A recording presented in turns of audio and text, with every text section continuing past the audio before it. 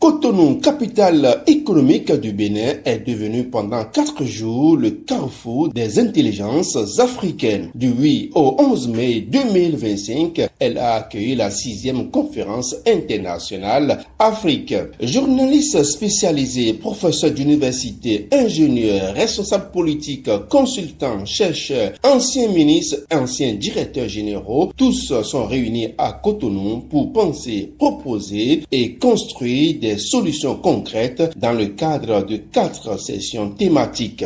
La souveraineté africaine ne saurait se limiter à la souveraineté territoriale ou à l'indépendance politique proclamée il y a plus de 60 ans. Aujourd'hui, elle doit se décliner au pluriel. Souveraineté économique, souveraineté alimentaire, souveraineté numérique, plus récemment, souveraineté monétaire, on en parle beaucoup, culturelle, etc. Moi, ma vision est simple. L'Afrique ne devrait pas revendiquer une souveraineté d'isolement, mais une souveraineté de responsabilité. Cela signifie une souveraineté qui ne s'oppose pas à l'interdépendance, mais qui refuse la dépendance passive.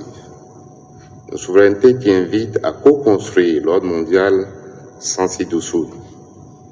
Une souveraineté qui assume son rôle dans la stabilité régionale, dans la solidarité avec les autres, dans l'innovation, et j'en passe. Notre continent ne peut pas se couper du monde. Il doit être un acteur à part entière, respecté, équitablement traité et stratégiquement écouté.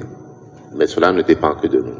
Cette édition a réuni des penseurs, des décideurs et des acteurs du changement autour d'un impératif donné à l'Afrique, les clés de sa propre autonomie stratégique. Aujourd'hui, l'Afrique ne veut plus être spectatrice du monde, elle veut être actrice, force de proposition et puissance d'équilibre. Le monde d'aujourd'hui est traversé par une évolution rapide des nouvelles technologies, en particulier l'intelligence artificielle, qui constitue une opportunité et une menace. Mais elle permet à l'Afrique de faire des avancées importantes en matière d'inclusion financière, en matière de développement de l'agriculture et en matière de transformation des matières premières africaines. L'Afrique est bien préparée pour devenir l'usine du monde. L'Afrique a toutes les ressources naturelles nécessaires pour la nouvelle révolution industrielle. La 5e révolution industrielle sera africaine.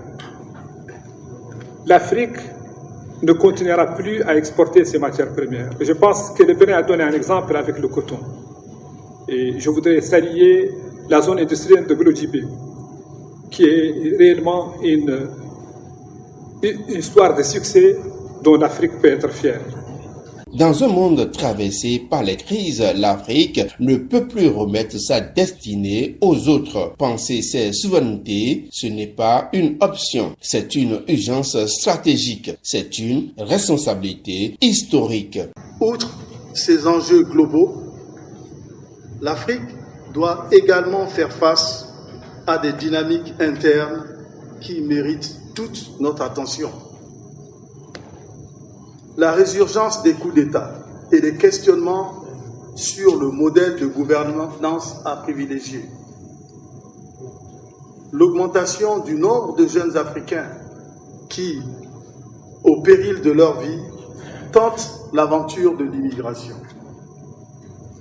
Parallèlement, dans les pays d'accueil, la lutte contre l'immigration s'impose comme un thème électoral de plus en plus populaire. Une aspiration croissante des jeunes Africains et de certains leaders à reprendre en main les leviers économiques et à façonner leur propre destinée.